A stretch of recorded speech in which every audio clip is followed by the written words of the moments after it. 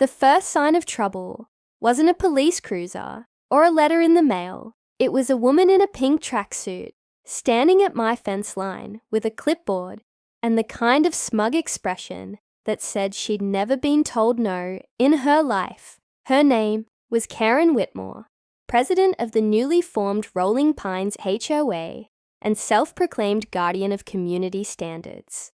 Her development, a grid of near-identical mini-mansions, had sprung up just across the eastern boundary of my ranch 6 months ago. I'd watched them flatten the hill, lay their roads, and stretch their cookie-cutter lawns as far as they dared. But my land, my family's land, stood firm, ungoverned by their artificial order. I didn't expect gratitude for keeping the wild part of the valley alive, but I didn't expect war either. That morning, Karen was waiting like a vulture. My daughter, Grace, was riding her Shetland pony along the fence line, giggling as the pony trotted through the low grass. The boundary was marked clearly with aged cedar posts and barbed wire. Not a single hoof had crossed onto HOA soil. Karen didn't care. She's trespassing, Karen snapped as I approached, boots thudding against the hard-packed dirt. I've told you before, this is a private community. We don't allow livestock, and we certainly don't allow children roaming unsupervised. She's on our side of the fence, I said evenly, and she's supervised just fine. I've reviewed your property line, she insisted, waving her clipboard. And your so-called ranch doesn't meet community visibility standards. It's a liability. Those animals, the smells, the noise. This environment is no place for a child. I stared at her for a beat, letting the weight of her words hang in the air. This ranch has raised 4 generations of Coltons, I said, and Grace is safer here than she'd ever be in one of your vinyl palaces. Karen narrowed her eyes, lips twitching. She didn't like being challenged, especially not by someone she couldn't control. I watched her retreat with stiff shoulders and quick steps, already pulling out her phone.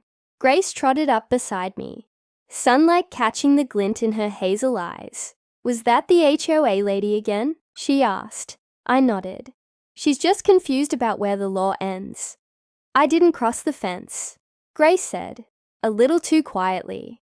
I knelt beside her and placed a hand on her small shoulder. You didn't do anything wrong.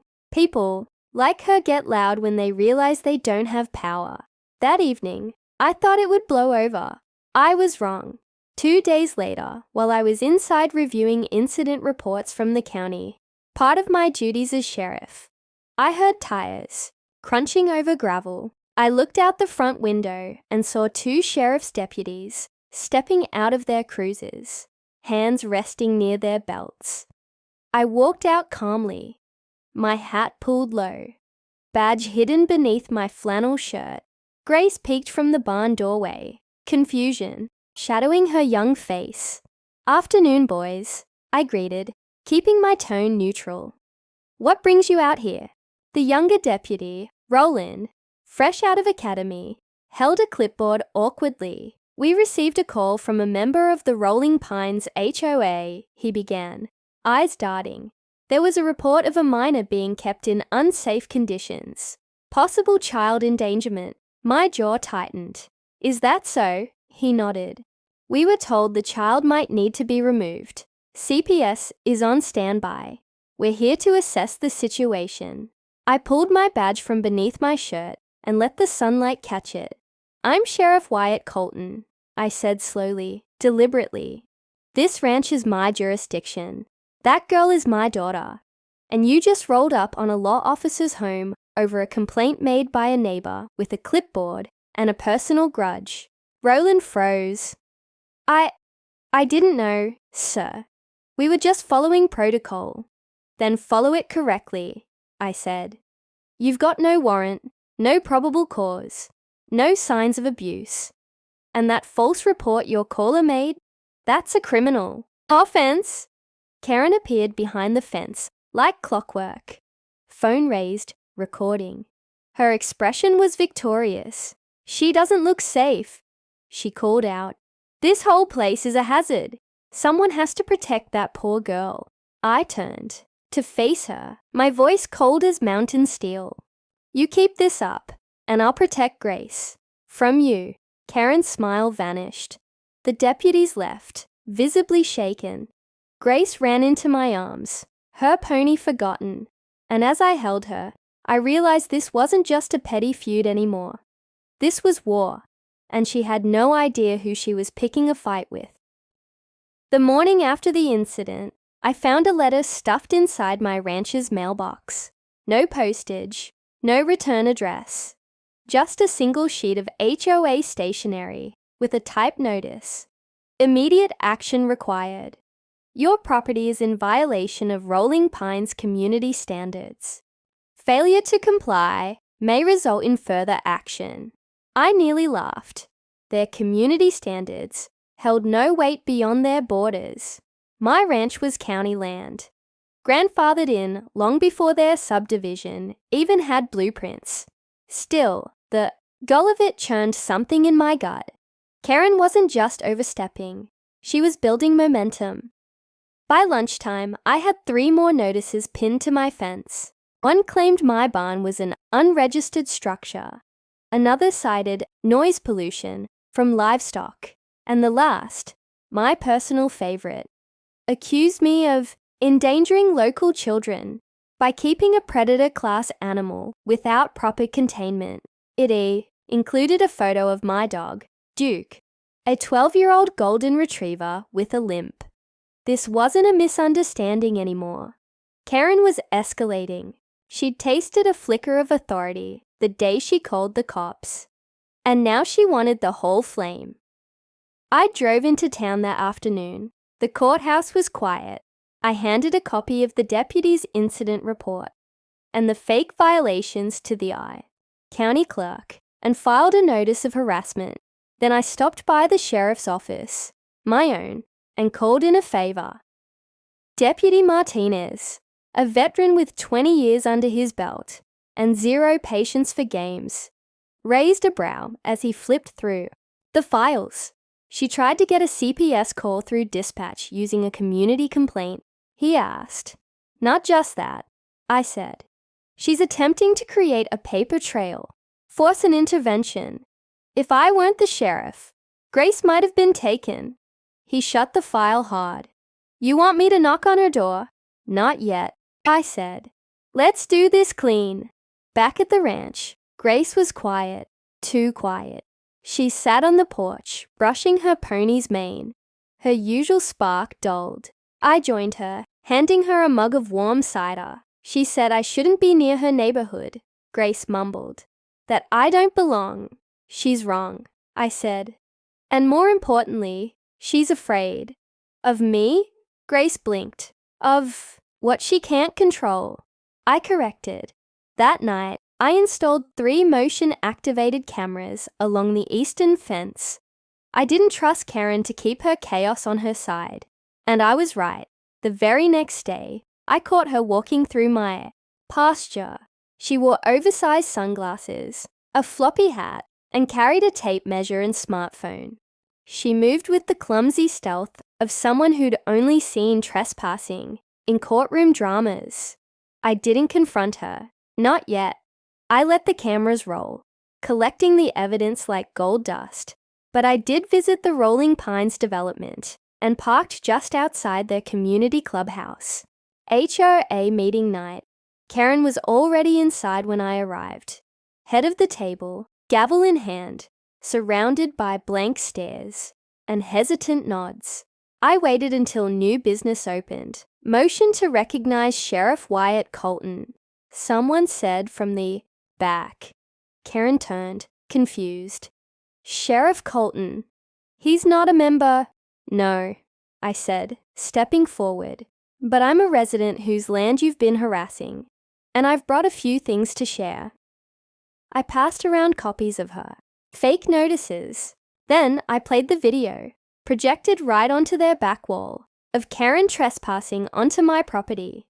She's been using your authority as HOA president to manufacture violations, outside your legal boundaries. I explained. Harassment, false reporting, attempted CPS fraud. If she wasn't dealing with me, this could have ruined someone's life. The room fell silent. Then one man raised his hand.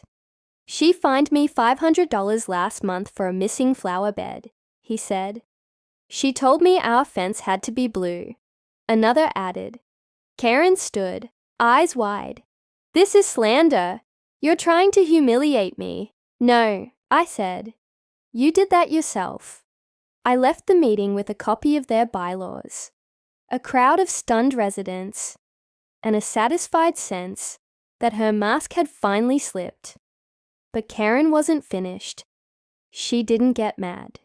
She got desperate, and desperation, I knew, made people dangerous. Karen didn't show her face for 3 days after the HOA meeting. The silence from across the fence line was almost unsettling, like the calm before a thunderstorm that splits the sky in two. I didn't trust it. People like Karen didn't just quit when cornered. They recalculated. And sure enough, on the 4th morning, my daughter woke me up with trembling hands and fear in her voice. Dad! Duke's gone. I shot up. Grace was standing on the porch in her pajamas, bare feet dusted, with soil. Her eyes were wide with worry.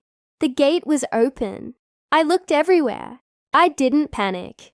Not yet. But I felt the rage stirring in my chest, like dry brush under lightning. We searched the pasture, the barn, and the fence line. No paw prints, no broken boards, nothing natural. I checked the camera logs. At 3:14 a.m., someone in a hoodie slipped onto my property and whistled softly near the corral. Duke, ever friendly, ever trusting, trotted up. The figure unclipped the leash and led him out through the gate they'd quietly unlatched. It wasn't grainy footage. The angle was perfect. And though the person wore a hood, the gold bracelet flashing under the floodlight was unmistakable. Karen. That afternoon, I drove into town, printed the footage, and filed a police report, not as sheriff, but as a father. Grace was quiet that night, curled up in her bed, clutching Duke's collar. I didn't promise we'd find him. I didn't need to. I promised something else. I'm gonna make this right, I said. You just stay strong. The next day, Karen's plan revealed itself in full. She had contacted Child Protective Services again, this time with video clips from across the fence. Grace riding bareback, feeding the goats, even walking alone down the long dirt path between the barn and the house. Harmless moments, twisted into a narrative of neglect. They've called us twice in 2 weeks. The CPS agent explained politely when I met her at the office. That usually triggers a formal review. I showed her my badge. I showed her the footage of Karen trespassing and stealing my dog. I explained the pattern.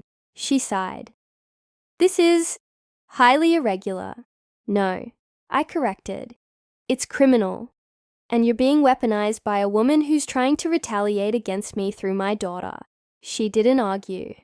Later that evening, I made a call to an old friend, Mark Stevens, a local attorney with a spine made of titanium and a love for righteous vengeance.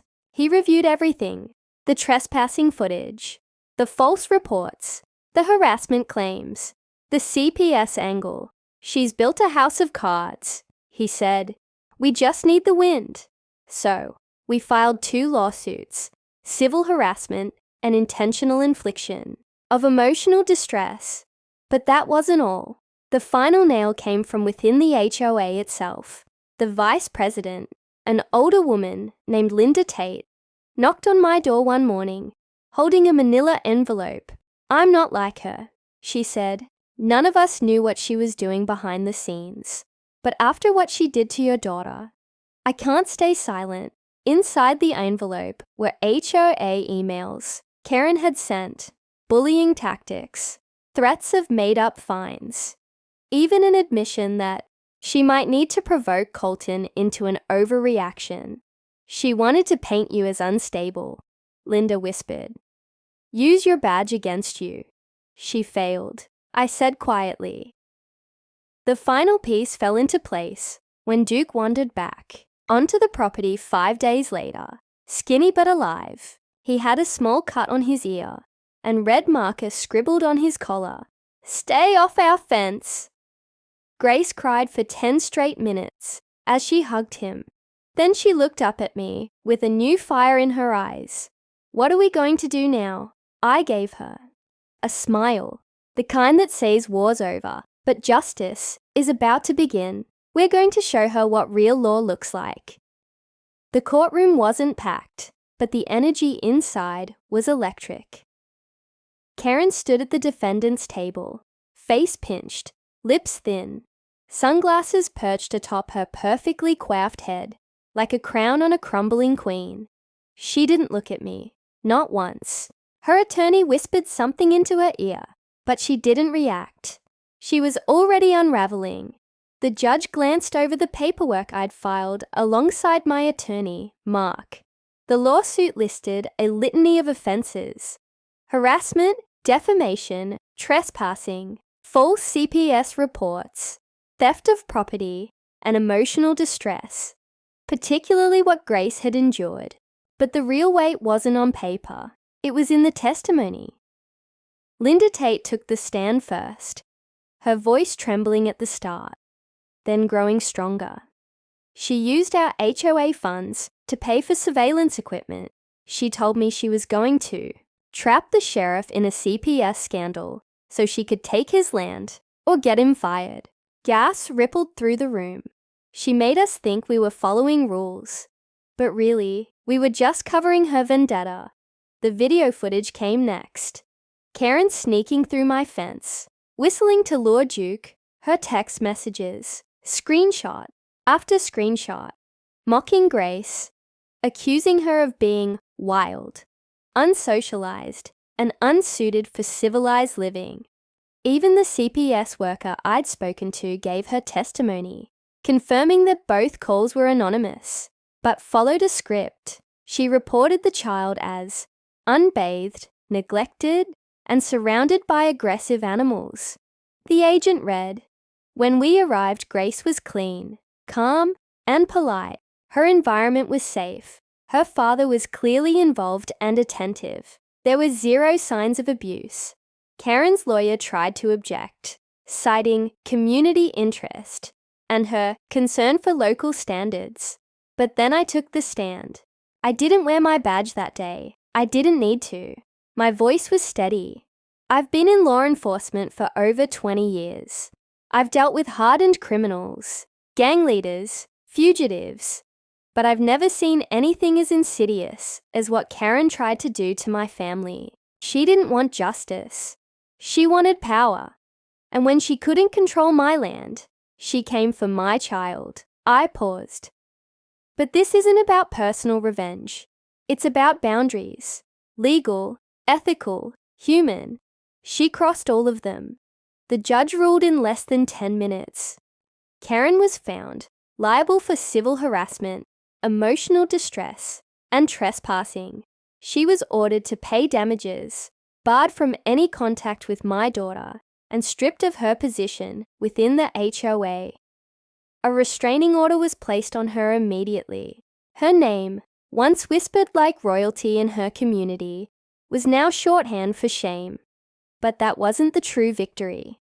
That came a week later, when I returned home to find Grace riding Duke again, her laughter echoing across the pasture, like a bell ringing through the valley. The fence still stood. My land was untouched. The sun was high. Peace had returned, not just in the fields, but in our hearts.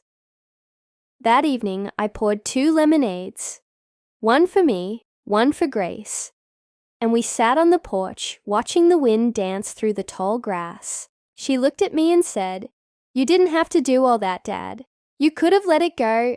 I smiled. "No, honey. Sometimes letting go teaches the wrong lesson. Some fences are meant to be mended. Others, reinforced." We clinked our glasses together. In the weeks that followed, the new HOA board, under Linda Tate, voted to revise their charter. No more overreach. No more weaponized standards. They even added a new rule. All bordering landowners were exempt from HOA interference, and any violation of that clause would result in automatic removal. Karen moved out quietly 3 months later. No farewell parties, no goodbyes, just a moving truck, a closed door, and silence. Some folks said she relocated to another subdivision across town. I didn't care. What mattered was this. My daughter was safe, my ranch was mine, and justice, real, unwavering justice, had the last word.